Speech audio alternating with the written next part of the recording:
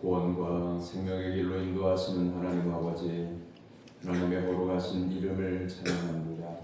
목마른 사슴처럼 사모하는 마음으로 성전을 찾아온 성도들을 맞아 주옵소서. 아멘. 상심한 자들을 고치시며 병든 자를 일으켜 주옵소서. 아멘. 하나님을 경외하는 자들에게 평안을 더해 주시고 온전한 마음으로 주님을 따르는 자들을 형통하게 하옵소서. 아멘. 길이요 진리요 생명이신 예수 그리스도의 이름으로 기원하옵나이다. 아멘. 다 같이 일어나서 찬양의 찬송 43자 찬송하겠습니다.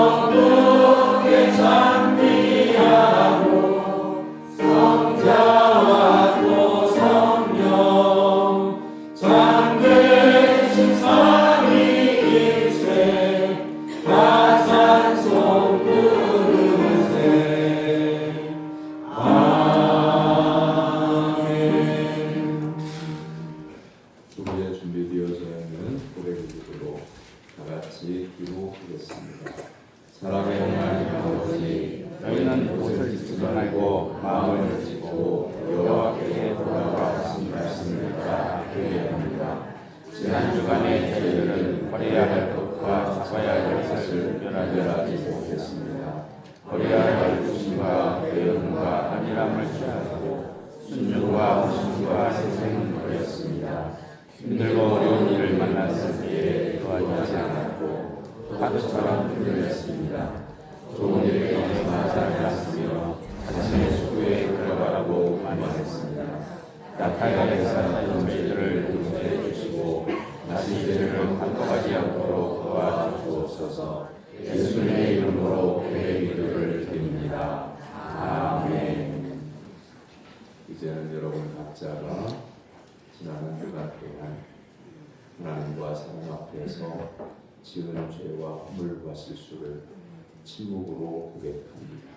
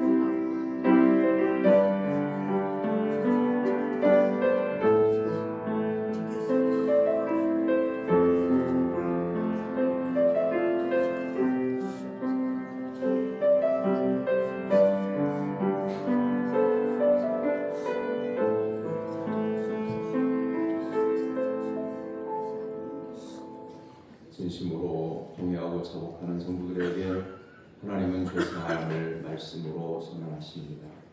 여호와께서 말씀하시되 오라 우리가 서로 변론하자. 너의 죄가 주홍 같을지라도 눈과 같이 이어질 것이요 진홍같이 붉을지라도 양털같이 희게 되리라. 아멘. 성시교독은 127번 사순절 4번에 있는 말씀입니다.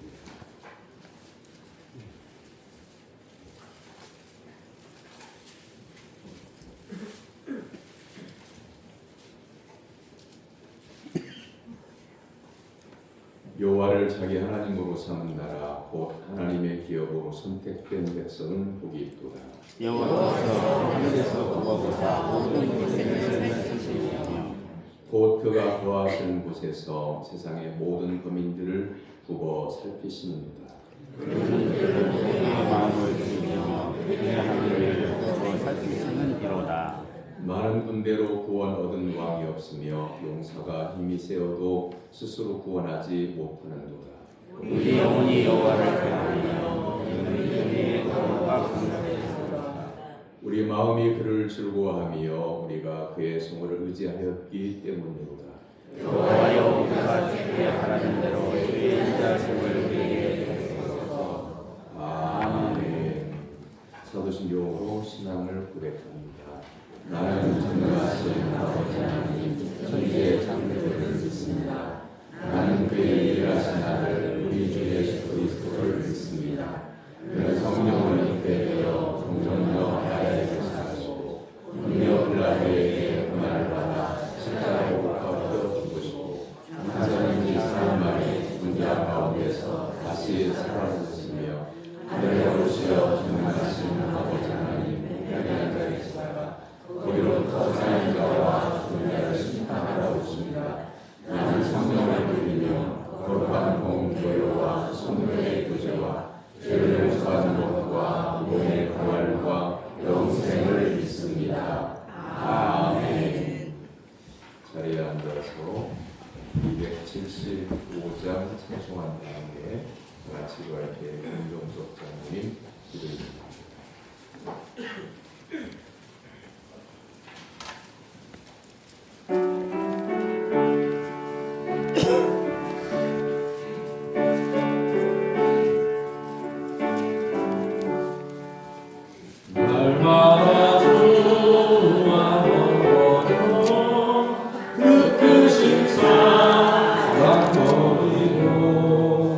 감당한 길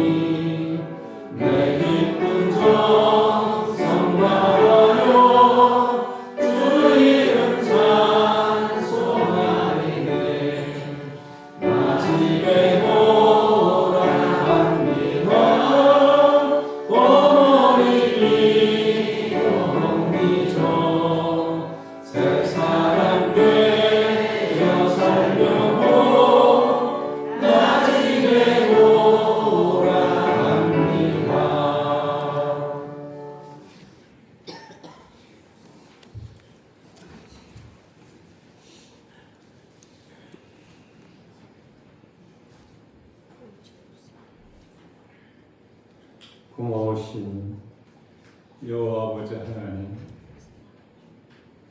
항상 저희들에게 베풀어 주시는 그 크신 은혜, 이 시간 먼저 하나님께 감사를 드립니다. 아버지 하나님, 오늘도 저희들이 모여 하나님 전에 드려지는 이 예배가 온전히 하나님께만 영광이 올려지게 하여 주시옵고, 온전히 성령의 기름 부음이 있는 이 예배로 인도하여 주시옵소서. 아버지 하나님, 오늘도 이 시간 이 예배를 통하여 저희들의 마음과 생각들을 사랑하시는 목사님을 통하여 주시는 그 말씀으로 새롭게 하여 주시고, 주님의 뜻에 합당한 예배로 인도하여 주시옵소서. 아멘. 아버지 하나님, 오늘 이 시간 저희들 참으로 이 예배 가운데 세상에서 억눌리고 지친 마음들과 상처들을 이 시간 주님 앞에 우리 모두를 내려놓습니다. 주님, 진정 주님께서 만져주시고 치유하여 주시고 용서하여 주시옵소서. 아멘. 아버지 하나님, 그리하여 이 예배를 통하여 저희들의 지친 상처들이 회복되고 진정 주님을 향한 사랑과 믿음이 더욱더 견고하게 다져지게 하여 주시옵고, 진정 우리들의 삶과 신앙이 그 어떤 형식과 습관에 빠져 이 세상에 끌려가는 지치고 고난 삶이 아니라 참으로 믿음으로 세상에 영향을 끼치고 이 세상 사람들에게 본이 되어진 진실한 성도의 삶을 살아갈 수 있는 우리 모두가 다 되어지게 하여 주시옵소서. 아멘. 아버지 하나님, 뜻이 계셔서 이곳에 우리 신광교회를 세워주시고 항상 사랑해 주심을 감사를 드립니다. 아버지 하나님, 진정 이곳에 세워주신 우리 신광교회는 하나님의 사랑이 항상 강물같이 흐르며 진정 말씀과 은혜와 진리가 충만한 우리 교회가 되게 하여 주시옵소서. 아멘. 주님, 또한 세우신 목사님과 진정 주님의 교회 그 모든 중직의 일꾼들에게 우리 주님의 그 풍성하신 영성을 허락하여 주시어 진정 하나님의 마음에 합한 건강하고 생명이 넘치는 교회를 세우기에 부족함이 없는 일꾼들로 늘 함께하여 주시고 인도하여 주시옵기를 간절히 원하옵고 기도를 드립니다. 아버지 하나님, 이제 이 세대에 우리 사랑하시는 성도님과 가정에는 참으로 육신의 부분의 아픔으로 인하여 참으로 참기 어려운 고통과 아픔 속에 우리 사람의 힘으로는 어찌할 수 없는 질병과 싸움, 이 모든 것들을 주님께 다 맡기오며 병 낫기를 간구하는 간구의 기도 소리가 있습니다. 사랑의 주님, 들어주시고 아픔을 거두어 주시옵소서. 2000년 전 사람의 몸을 입으시고 이 땅에 오시어서 아픈 마음 사람들과 각양각색의 병자들의 고통을 덜어주신 주님, 오늘 이 예배 가운데 이 시간도 이곳에 임하여 주시어서 참으로 우리들의 아픔의 기도를 들어주시고 안위하여 주시기를 간절히 원하옵고 기도를 드립니다. 아버지 하나님, 이제 이 시간 주님이 귀 서시는 목사님, 주님의 말씀을 증거하여 주시고 진정 성령님께서 함께하여 주시어서 소중한 은혜의 말씀으로 이 예배를 인도하여 주시옵소서. 아멘. 예수님의 이름으로 기도드립니다. 아멘.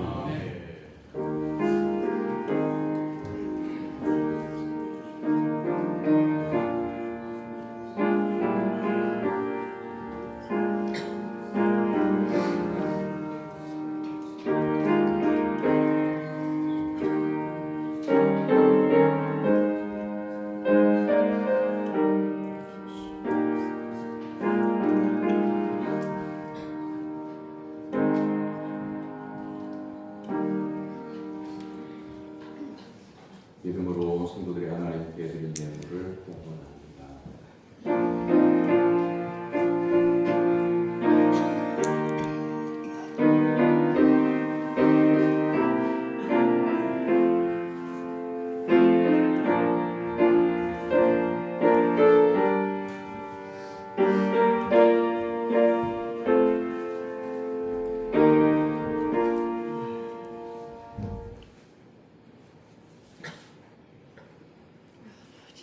어제나 오늘이나 동일하신 하나님 아버지, 저희가 내일의 일로 염려하고 걱정할 때 내일 일은 내일 염려하고 오늘에 감사하라고 말씀하시며 하늘의 평안을 저희들의 마음에 불어넣어 주시니 감사를 드립니다.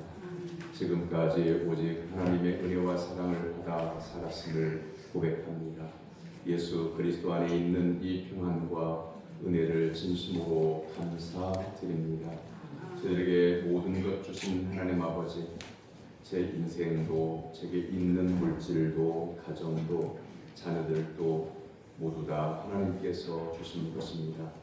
이 시간 저희들의 마음을 드리오니 저희들의 삶의 모든 것을 속량하여 주옵소서. 범사에 감사하여 예물을 구별하여 드립니다. 삶의 믿음의 꽃을 피우도록 도와 주옵소서. 11조를 드리며 감사 예물을 드리며 주정헌금과 선교헌금을 구별하여 드립니다. 하나님 앞에 작정한 대로 건축헌금과 일천번제 예물을 드립니다. 하나님 앞에 예물을 드리러 나올 때, 예배를 드리러 나올 때에 공수로 보이지 말라고 말씀하신 하나님 말씀에 순종하여 기쁜 마음으로 드리는 성도들에게 하늘의 크신 은혜와 땅의 기름진 복을 허락하여 주옵소서. 일용할 양식을 주신 하나님께 성미를 구별하여 드립니다.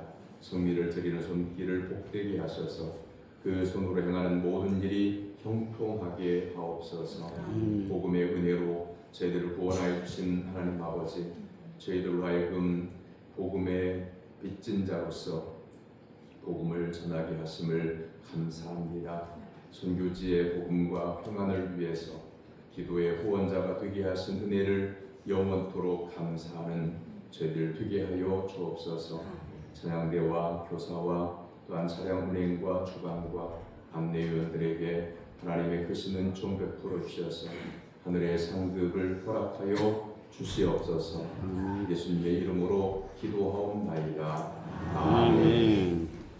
하나님께서 오늘 우리에게 주신 말씀은 누가복음 15장 17절에서 24절까지.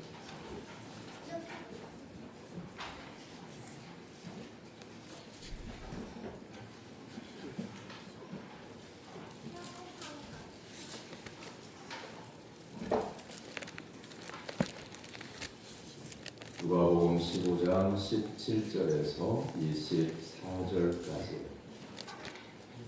세번경책은 신약성경 121쪽입니다.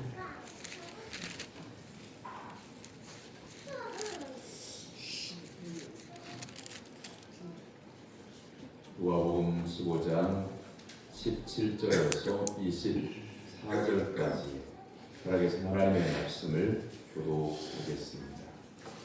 이에 스스로 돌이켜 이르되 내 아버지에게는 양식이 풍족한 품꾼이 얼마나 많은가. 나는 여기서 줄여 주는구나. 내가 일어나 아버지께 가서 이르기를 아버지 내가 하늘과 아버지께 죄를 지었사오니 지금부터는 아버지의 아들이라 일컬음을 감당하지 못하겠나이다. 나를 품꾼의 하나 돕고소서 하리라 하고 이에 일어나 아버지께로 돌아가니라. 아직도 거리가 먼데 아버지가 그를 보고 측은히 여겨 달려 목을 안고 입맞추니 아들이 이르되 아버지 내가 하늘과 아버지께 죄를 지었사오니 지금부터는 아버지의 아들이라 일컬음을 감당하지 못하겠나이다. 아버지는 종들에게 이르되 손에 발을 그리고 살찐 송아지를 끌어다가 잡으라. 우리가 먹고 즐기자. 이에 내 아들이 죽었다가 다시 살아났으며 내가 잃었다가 다시 알았노라 하니 그는 즐거워하니라. 아멘.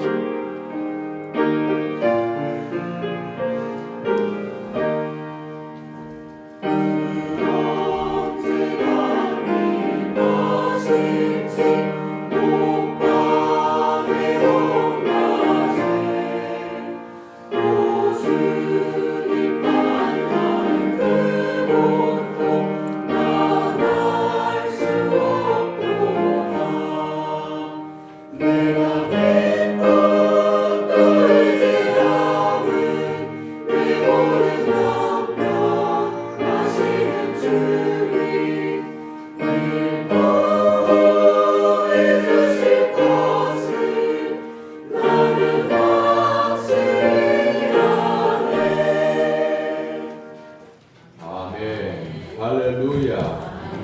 옆에 있는 분들과 인사를 나눕니다. 하나님이 기뻐하시는 성도가 됩시다. 말씀의 은혜 받읍시다. 말씀의 은혜 받읍시다. 할렐루야. 여러분은 아담과 하와가 말미에 불행하게 된 이유가 뭐라고 생각하십니까? 하나님께서 태초에 천지를 창조하시고 사람을 지으시고 그 에덴 동산에서 살게 하셨습니다. 그런데 아담과 하와가 하나님의 말씀에 불순종함으로 낙원을 잃어버렸습니다. 그걸 신낙원이라고 하는데 사람이 살아야 할 장소, 있어야 할 곳을 잃어버리면 그것이 불행한 원인이 됩니다. 지금 좋은 집에 살고 있는 사람일지라도 하나님이 없는 인생은 신낙원의 인생입니다. 누가복음 15장에 잃어버린 것들을 찾았다고 하는 비유 세 가지를 예수님께서 말씀하십니다. 잃은 양의 비유, 잃은 드라크마의 비유, 잃어버린 탕자의 비유입니다. 탕자는 정확하게 말하면 잃어버린 것이 아니라 자신이 집을 나가 버린 겁니다. 예수님께서 이 세 가지 비유의 말씀을 하신 목적은 뭐냐면 죄인이 회개하고 돌이킬 때에 하늘의 기쁨이 된다 라고 하는 것을 말씀하고자 하는 겁니다. 양이나 드라크마는 은전인데 양이나 드라크마는 잃어버린 장소를 샅샅이 뒤지면 됩니다. 그러나 아버지의 유산을 받아서 스스로 집을 떠나버린 탕자는 아버지가 그 아들이 있는 곳을 찾는다고 해도 본인이 깨닫고 돌이켜서 돌아오지 않으면 안 된다고 하는 것을 회개가 무엇인지를 예수님께 가르쳐 주신 겁니다. 집을 나간 둘째 아들은 오늘 본문에 나와 있는 것처럼 아버지께 받은 유산을 탕진하고 들에 있는 돼지 치는 곳으로 갔습니다. 어느 집에 취직을 했는데 그 주인이 돼지 치는 들로 보낸 거죠. 근데 먹을 것을 주지 않으니까 돼지가 먹는 먹이 중에 하나인 기억나무 열매를 먹고 싶어도 주인이 그걸 허락하지 않으니까, 주는 사람이 없다는 말은 돼지에게 먹이 주는 것 너희들이 허비하지 마라 라고 하는 조건이 있기 때문에 못 먹는 거죠.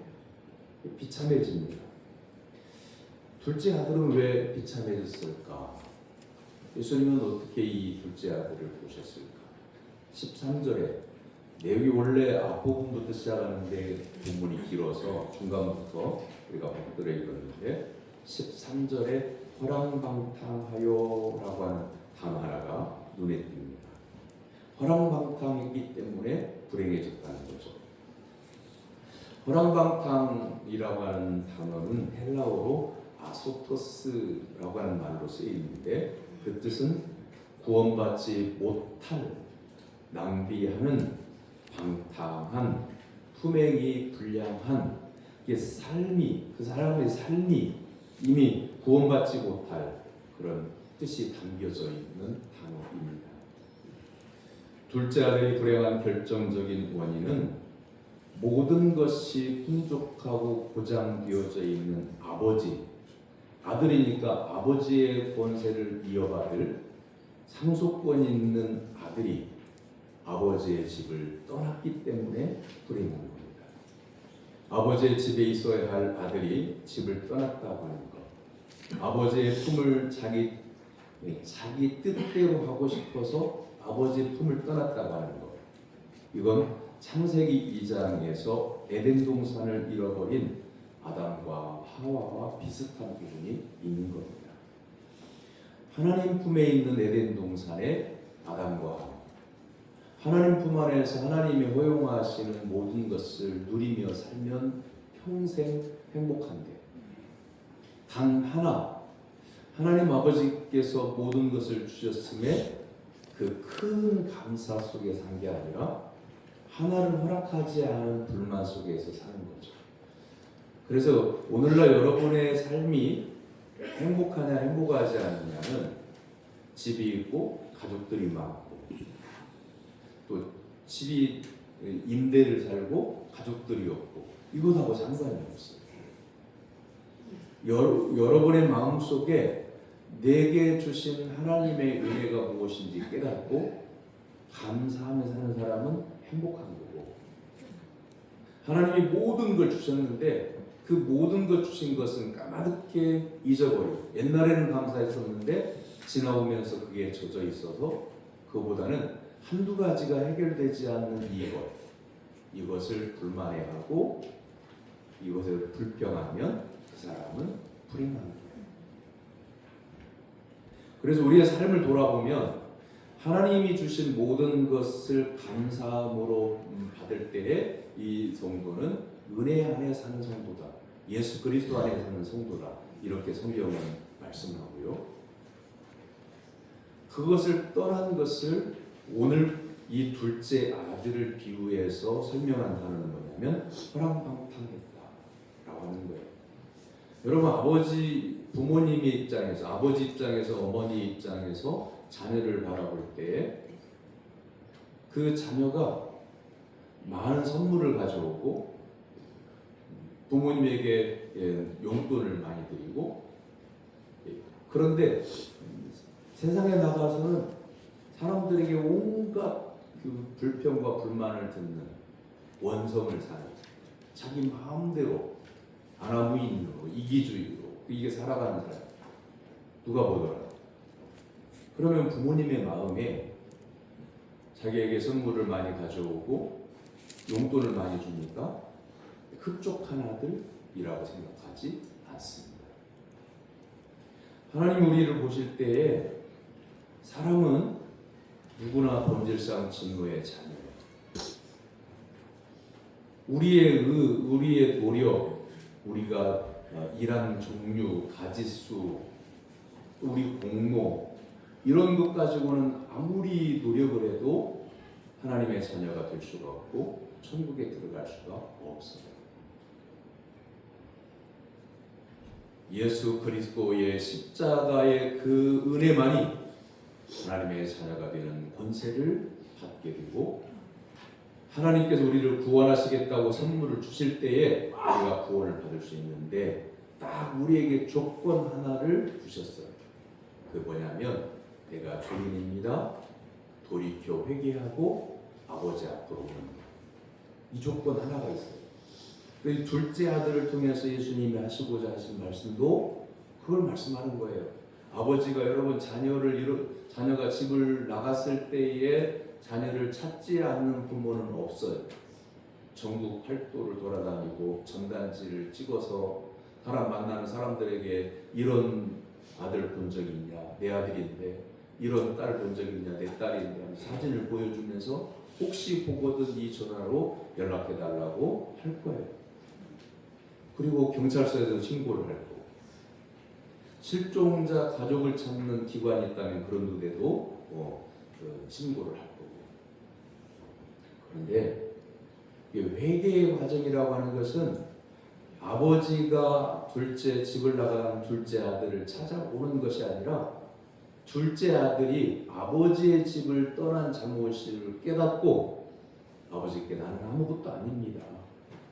아버지 집에 일하는 품꾼의 하나로 봐주셔도 저는 괜찮습니다 하고 돌아오는 것, 그것이 회개라고 하는 것이고 유일한 구원의 조건인 사람에게 이 조건을 말씀하신 거죠. 사랑하는 성도 여러분, 둘째 아들이 불행하게 된 결정적인 원인은 뭐냐면 먹을 것이 없다는 게 아니에요.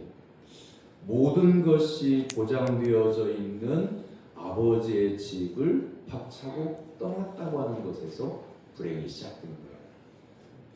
전에 교회 앞을 지나는 여행자가 있어서 그러니까 그냥 휙 지나가는 것도 아니고 교회가 있으니까 머뭇거리는 모습 보여서 마침 현관에 있다가 맞이하고 커피를 한 잔 대접을 했어요. 근데 그 청년은 예수님을 믿는 사람이에요. 그러나 사람의 냄새가 싫어서 교회를 떠났대요. 예배는 어떻게 드리냐면 스마트폰으로 예배 시간을 보면서 드린다고 했어요. 여기까지 말을 들었을 때에 어떻게 하면 참된 신앙을 회복하도록 돕는 말을 할 수 있을까? 마음속으로 하나님께 기도하면서 그 청년이 마음속에 진리의 말씀 들려줄 말을 생각하고 있는데 그 청년이 입을 열었습니다. 목사님, 교회를 떠난 몇 주간은 참 자유로웠습니다. 이 스마트폰으로 어디를 가든지 여행을 가서도 예배를 드릴 수 있고 또 은혜로운 말씀을 찾아서 들을 수 있고 이것이 신앙의 자유다라고 몇 주간은 좋아했습니다. 그런데 몇 주 만에 야곱이 아버지와 형 에서를 속이고 도망갈 때 그 신세가 제가 그런 신세가 되었다는 것을 알게 됐습니다. 저 혼자 스마트폰으로 예배 드리는 곳에는 하나님이 계시지 않았습니다. 그래서 이제 교회로 돌아가고 싶습니다. 기도해주고 축복하고 보냈던 적이 있습니다. 사랑하는 성도 여러분, 오늘 본문에 나오는 둘째 아들이 허랑방탕하였다고 하니까 그냥 우리 속된 표현을 쓸게요. 개처방으로 살았을 거다라고 대부분 생각하실 거예요. 근데 둘째 아들이 허랑방탕하다라고 예수님께서 말씀하시는 이유는 아버지가 싫어서 아버지의 집을 떠났기 때문에 그 자체가 허랑방탕.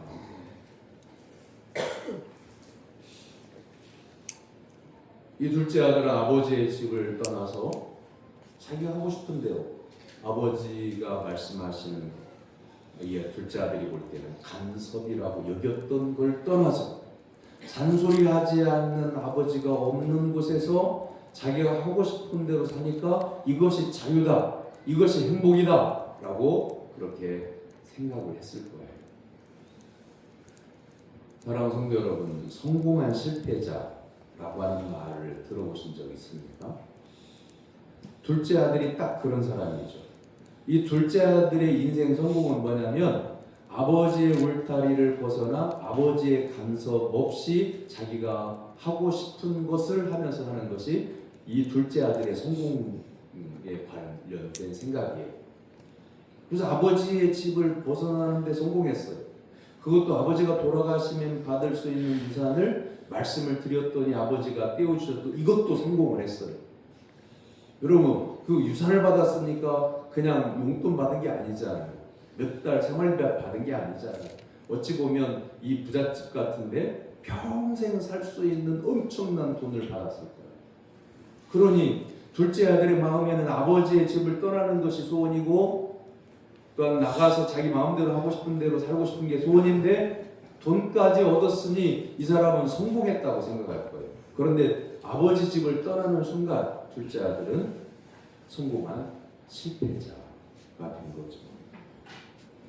그러면 이 비유에서 말씀하고 있는 아버지의 집을 둘째 아들이 떠났다고 하는 것을 뭘 얘기하는 거냐면 있어야 할 곳, 그 살아야 할 장소, 그곳을 벗어났다는 얘기를 예수님께서 하시는 거예요. 하나님의 자녀의 그 자리를 박차고 벗어났다는 것을 말씀하고 있는 거예요. 본질에서 벗어난 것을 말씀하고 있는 거예요. 여러분이 열심히 인생을 살아도요, 여러분의 가정, 아버지, 어머니, 자녀된 그 본질을 떠나서 열심히 살면 그 삶은 허랑방탕한 거예요. 내가 이 집의 아버지예요. 내가 이 집의 어머니예요. 내가 이 교회의 직분자예요. 그 본질이 무엇인가? 하나님 아버지의 은혜로 구원받았다고 하는 하나님의 자녀가 되는 권세를 내 분노가 아니라 하나님의 은혜로 예수 그리스도의 십자가의 은혜로 내게 주어진 이 본질을 망각하고 열심히 살면 그게 허랑방탕이다 그 말씀이에요. 사람다운 사람은요, 나를 창조하신 하나님을 믿고 의지하고 경외합니다. 사람다운 사람은요, 하나님의 말씀을 기꺼이 듣습니다. 나를 구원하신 아버지고 나의 창조주이시고 나의 주인이시기에 하나님의 말씀이 내게 들려질 때 그 말씀을 기꺼이 마음에 받아들입니다. 하나님의 뜻을 깨닫기 위해서 기도하고 예수님을 따르는 생활을 합니다. 그러나 그렇게 살지 않아도 인생이 복되기를 바라는 마음으로 사는 사람은 아버지의 집을 스스로 떠난 둘째 아들과 같다라고 하는 것을 예수님께서 깨닫게 하시기 위해서 이 비유를 말씀하신 겁니다. 이 둘째 아들이 돼지를 치우는 곳에 보내졌고 돼지들이 먹는 쥐엄나무 열매를 먹고자 해도 허용이 안 되니까 배가 고파서 굶주려 죽게 되었습니다. 이때 깨달은 것은 그냥 인생이 처량하다가 아니라 내가 아버지께 잘못했다. 아버지께 잘못했다. 하늘과 아버지께 내가 잘못했습니다. 그리고 아버지의 집에는 품꾼이 많은데 그들은 풍성하게 아버지의 집에 있는 것들을 누려요. 그렇다고 하면 내가 이 자리에 떠나와서 이 자리에 나락으로 떨어져 보니 아버지 집에 있는 품꾼의 하나만도 못한 존재라고 하는 것을 깨달아요. 왜냐하면 품꾼들은 아버지가 일을 시키면 아버지의 요청에 흔쾌하게 그 품꾼으로 와서 품삯을 받고 열심히 일을 합니다. 근데 아버지의 권위를 다 받을 수 있는 자녀의 권세가 있는데 그 자녀의 권세가 싫어서 아버지의 집에서 일도 안 하고 아버지의 집에 있지도 않고 아버지의 말씀도 귀담아 듣지 않고 떠나 있으니 품꾼보다도 내가 못하다는 걸 깨달은 거예요. 돌아가서 아버지께 내가 입이 10개라도 할 말이 없지만 청해야 되겠다. 어떻게?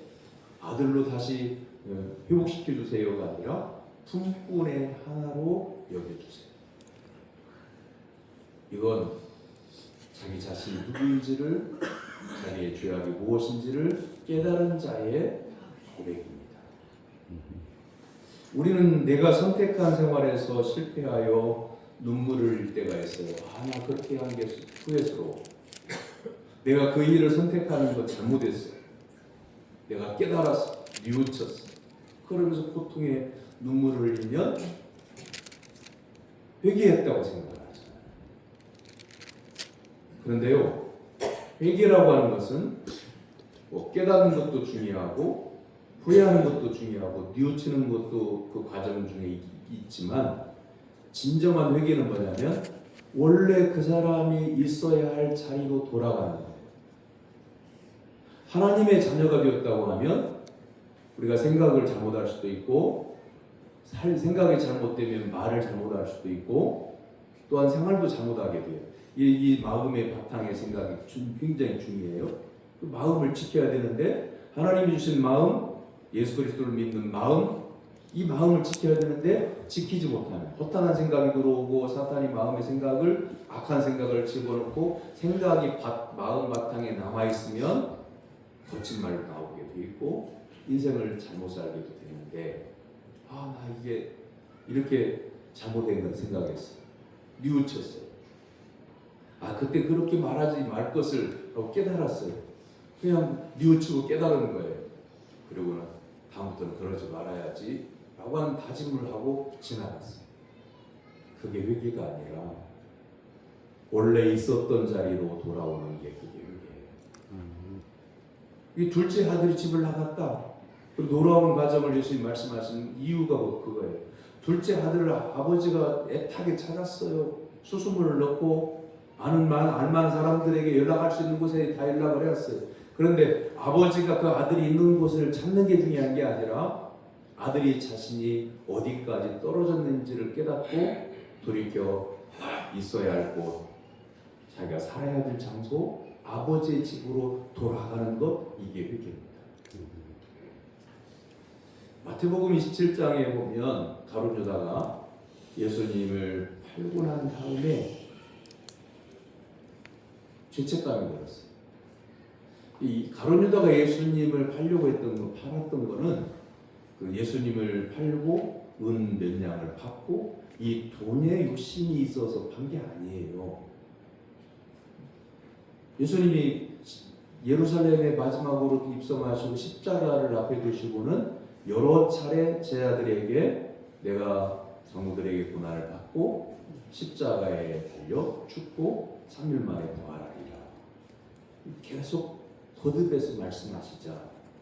이 제자들은요, 가룟 유다뿐만 아니라 12명의 제자가 예수님을 3년 동안 따라다녔던 이유는 뭐냐면 다 가난한 사람들이, 세리도 있었지만 가난한 사람들이에요. 못 배운 사람들이에요.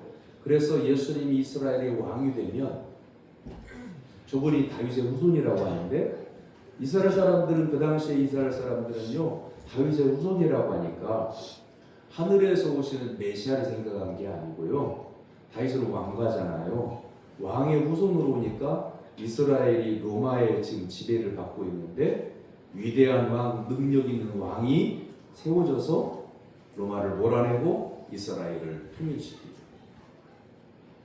독립시키고, 이걸 꿈꿨던 거예요. 그리고 여러분 야고보와 요한 같은 경우가 나오잖아요. 그 어머니가 찾아와 가지고는 어머니께, 아버지 예수님께 그 어머니가 부탁을 하잖아요. 예수님이 왕권을 가지시니 그 나라에서 내 아들을 좌와 우하게 하옵소서. 우리나라 격으로 얘기하면, 조선시대 격으로 얘기하면 영의정 자의정 해달라고 하는 거잖아요. 그러니까 가룟 유다도 꿈이 같아요.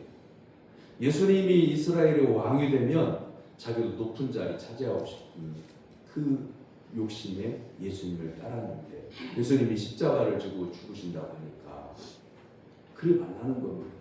그래서 그 가룟 유다는 머리가 좋은 사람이라 속셈을 불렸는데, 예수님이 내가 팔아서 예수님을 잡고자 하는 이들에게 팔아 넘기면 예수님이 십자가를 안 질 거 아닌가, 이런 생각을 한 거예요. 그런데 팔고 보니까 자기 의도된 대로 되어지지 않는 걸 보고 뉘우쳤어요. 그래서 마태복음 17장 3절에서 5절까지 이렇게 기록하고 있어요.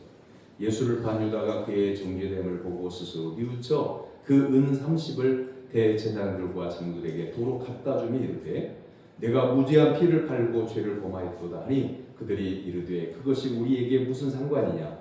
네가 평하라 하거늘 유다가 은을 성소에 던져놓고 물러가서 스스로 목매어 죽은지라. 여러분, 가룟 유다가 마음이 아팠어요. 예수님을 판 것을 깨달았어요. 잘못했다는 걸 깨달았어요. 뉘우쳤어요. 그런데 목매인 것으로 결론을 맺어버렸어요. 사랑하는 성도 여러분, 회개라고 하는 것은 뉘우치고 깨닫고 고통스럽고 그래 나 그랬어 나 회개한 거야. 그게 회개가 아니에요. 깨달았으면 내가 원래 있었던 자리로 돌아가는 것, 하나님의 자녀로 돌아가는 것, 그게 회개라는 것을 둘째 아들이 집으로 돌아오는 과정을 통해서 예수님께서 우리에게 알려주시는 겁니다. 둘째 아들이 주엄나무 열매라도 배를 채우고 싶은데 주는 사람이 없어서 고통을 당하다가 후회하다가 아버지를 생각했어요. 17절에서 19절의 말씀을 보세요. 이에 스스로 돌이켜 이르되 내 아버지에게는 양식이 풍족한 품꾼이 얼마나 많은가.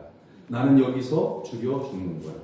내가 일어나 아버지께 가서 이르기를 아버지 내가 하늘과 아버지께 죄를 지었사오니 지금부터는 아버지의 아들이야 일컬음을 감당하지 못하겠나이다.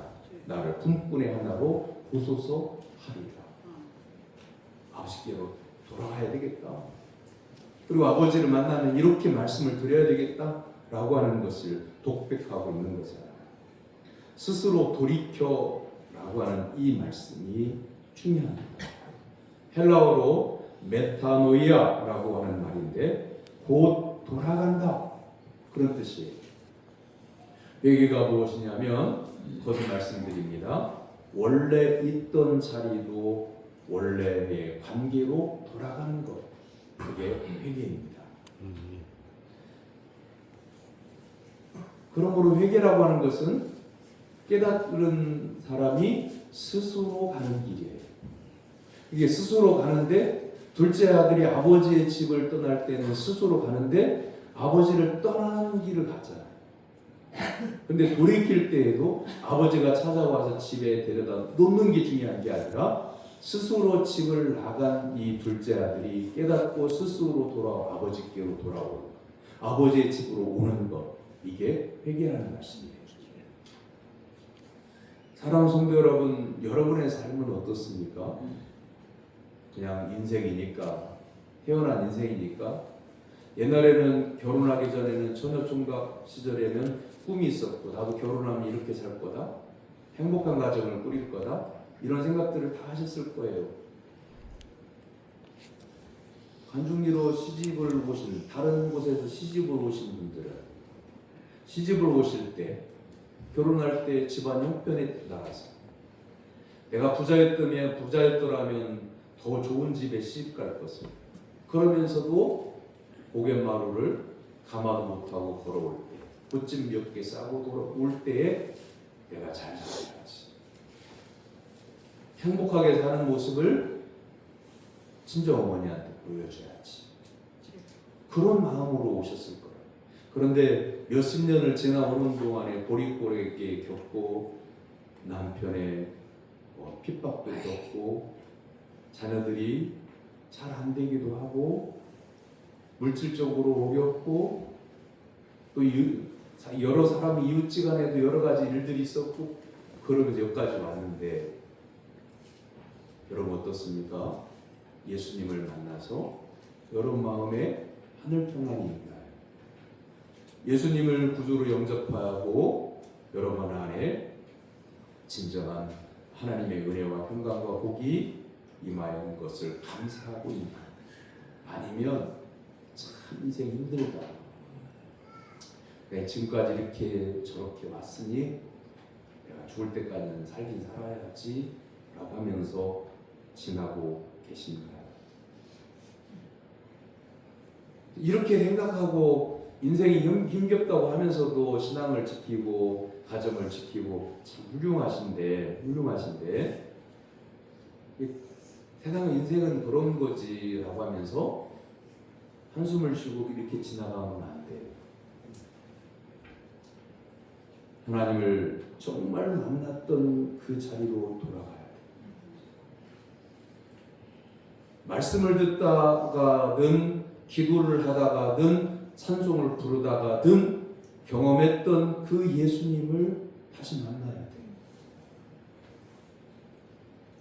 겉으로 내가 직분이 이러니 성도들에게 내가 믿음이 약해졌다는 말도 못하고 그냥 내가 이 정도 유지하고 그냥 지나가야지 이런 마음을 갖고 계시다고 하면 교인들이 보든 말든 누가 듣든 말든 여러분 하나님 앞에 통곡하며 여러분 자신 그대로 드러내야 돼요.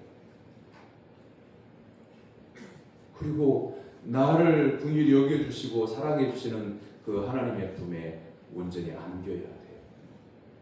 둘째 아들은 배고픔의 현장에서 아버지의 집을 생각했고 하늘과 아버지께 죄를 지었으니 내가 아버지께로 돌아가야 되겠다. 아들의 지위 주지 마시고 품꾼의 하나로 여겨달라고 말씀드려야 되겠다. 깨닫고 아버지의 집으로 돌아가지 않습니까?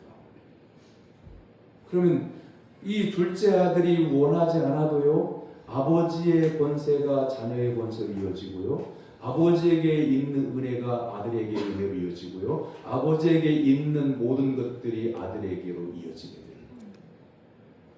우리가 신앙생활할 때 기도의 제목이 그렇잖아요.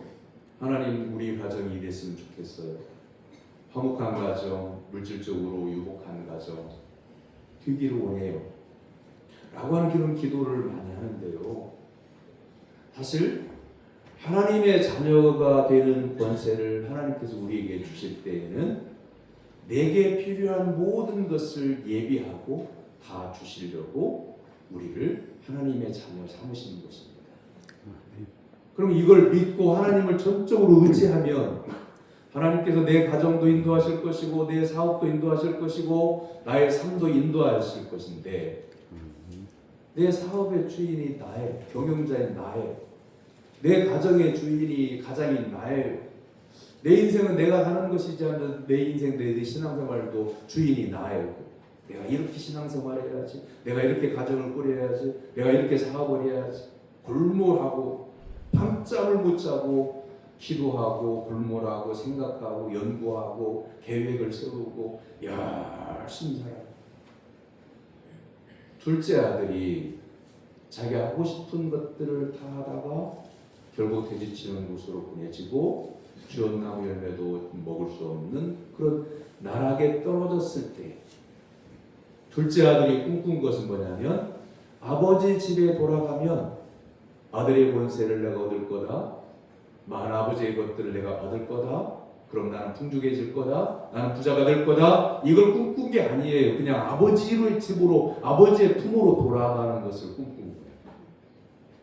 이건 바로 둘째 아들이 아버지께로 돌아가는 것을 꿈꿨다는 것은, 예수님이 우리에게 너희가 무엇을 염려하느냐, 무엇을 걱정하느냐, 왜 네가 다 하려고 하느냐, 네가 왜 주인이냐, 내가 주인이지, 나에게로 돌아와라, 나에게 맡겨라, 내 집에 있어라, 그럼 내가 너희에게 모든 것을 주리라. 이 말씀을 하시고 싶은 거예요. 우리는 원래요, 에베소서 2장 3절의 말씀처럼 본질적으로 이런 진노의 자녀였어요. 우리의 공로나 우리의 노력으로는요, 사형당할 죄인의 신분을 벗어나지 못해요. 그래서 하나님께서 독생자 예수 그리스도를 은혜로 우리에게 주신 겁니다. 하나님 아버지의 집의 양자는 하나님께 주신 양식으로 풍족하게 됩니다. 사랑하는 성도 여러분, 만물의 주인이신 하나님 아버지 안에 있어 풍족한 삶을 누리는 성도가 되기를 주님의 이름으로 축원합니다. 아멘. 여러분은 누구입니까? 여러분은 지금 어떤 생각으로 살고 있습니까? 다시 말합니다.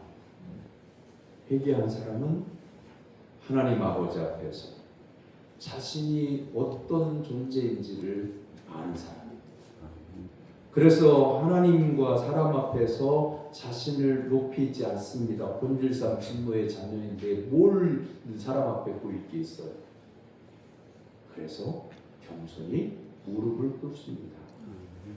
무릎을 꿇는다고 하는 건요, 이게 여러분 무릎이 쉽게 사람 앞에서 꿇어져요. 어떤 실수를 했을 때 그 사람이 나에게 찾아와가지고 당신이 이런 실수를 했으니 내 앞에 무릎 꿇고 사죄해라. 사죄할 마음, 실수를 알기 때문에 사죄할 마음은 있지만 무릎을 아무나 꿇고 아무에게나 꿇고 싶지 않은 거예요. 근데 둘째 아들은 아버지께 잘못한 아들이라는 걸 깨달았기 때문에 진심으로 자기를 낮춥니다. 그게 회개예요.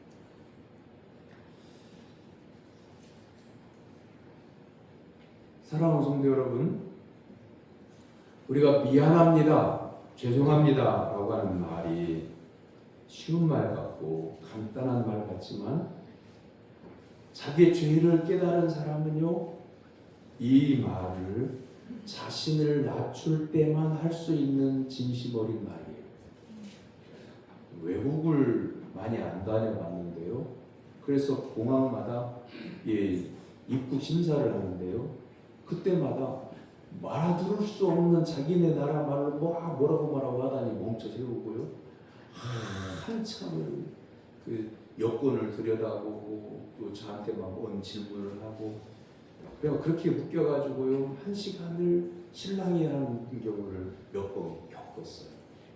아무나 자기 나라에 들여보내지 않는 나라예요. 직업이 뭐냐는 거예요. 목사라고 하면요.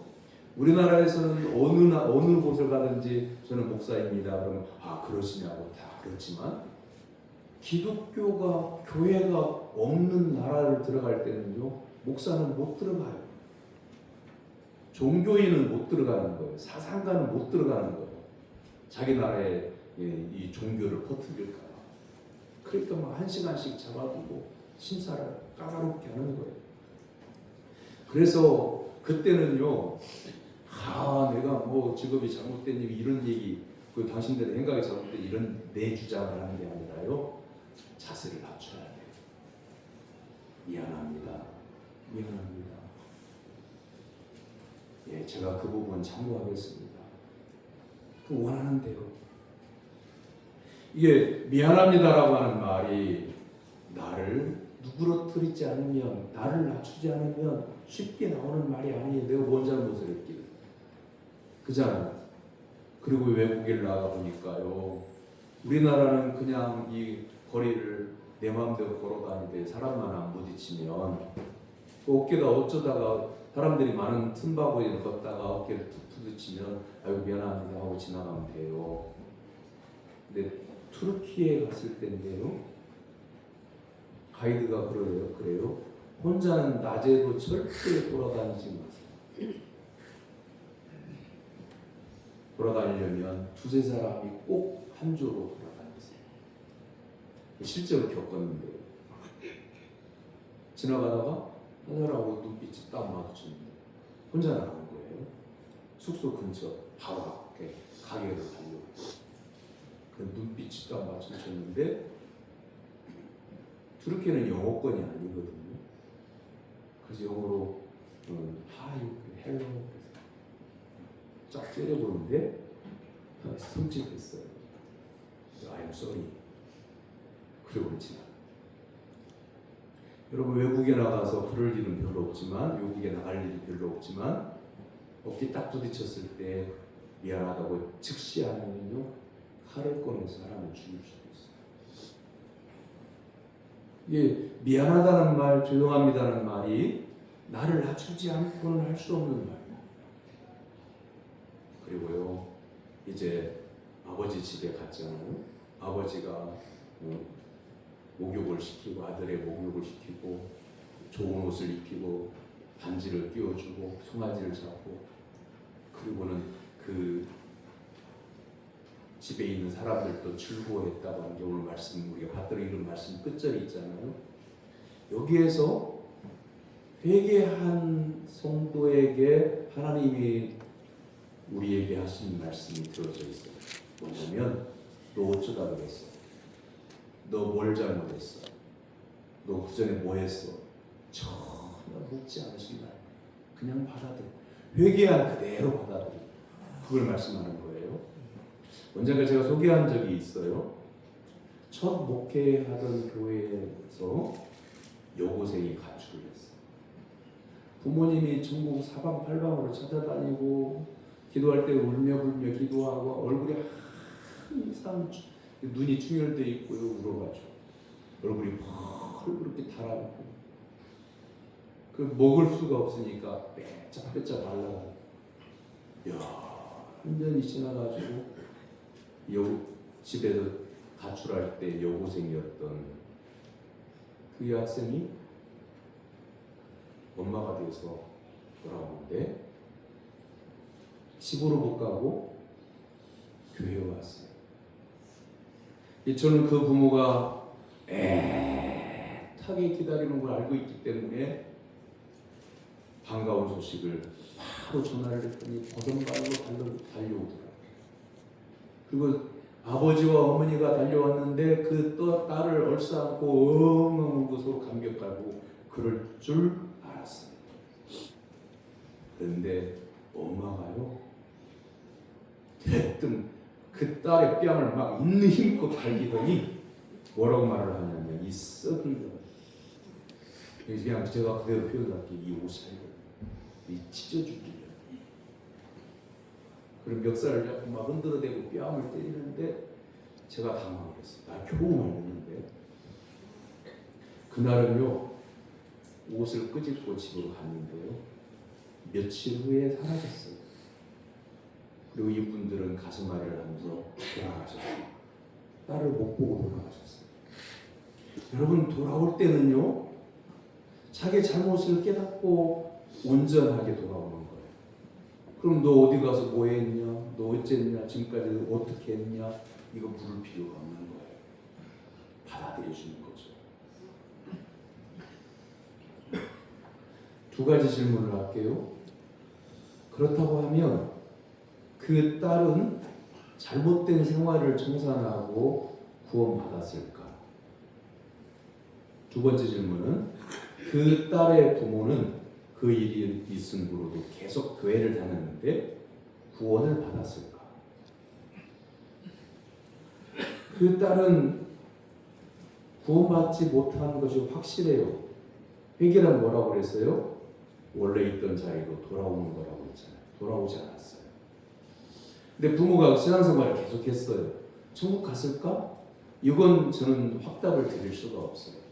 그건 하나님만이 아시는 거. 그런데 분명한 사실은 있어요. 구원의 은혜가 무엇인지를 깨닫지 못한 거예요. 우리가 뭔가 잘해서 구원받은 게 아니에요. 우리의 생활이 모험적이어서 구원받은 게 아니에요. 다른 사람보다 열심히 신앙생활에서 구원받은 게 아니에요. 예수 그리스도의 십자가의 은혜로 구원을 받았다는 사실을 믿는 성도가 되기를 주님의 이름으로 축원합니다. 하나님 앞에 온전히 돌아오십시오. 그리고 누구라도 하나님께서는 저는 용납하십시오. 그것이 오늘 예수님께서 우리에게 들려주시는 둘째 아들이 담겨져 있는 하나님의 복음입니다.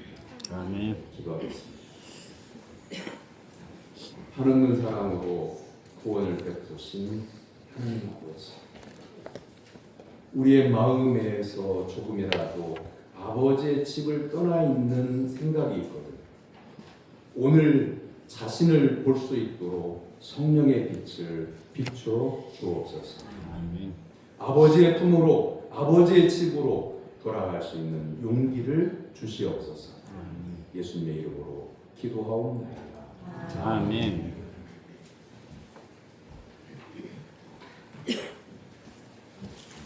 오늘 오후 예배는 제2여전도의 헌신 예배로 드리고요.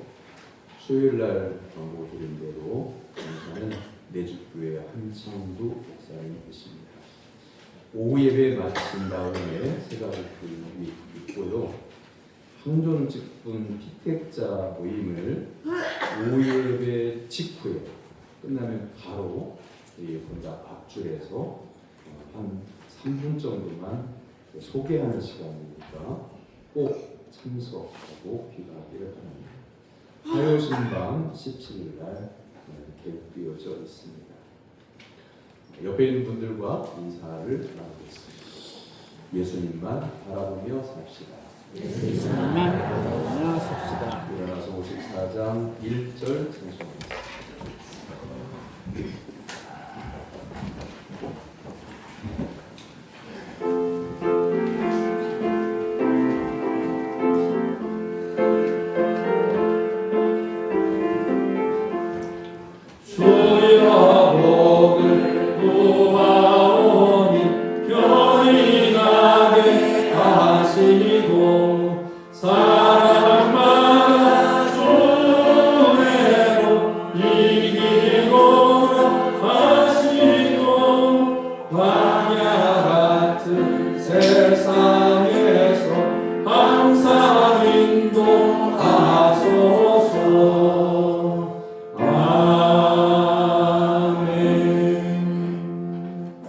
하나님의 사랑과 은혜로 구원받은 사랑하는 성도 여러분의 삶의 현장에서 복음으로 살 것을 주님의 이름으로 위탁합니다. 아멘.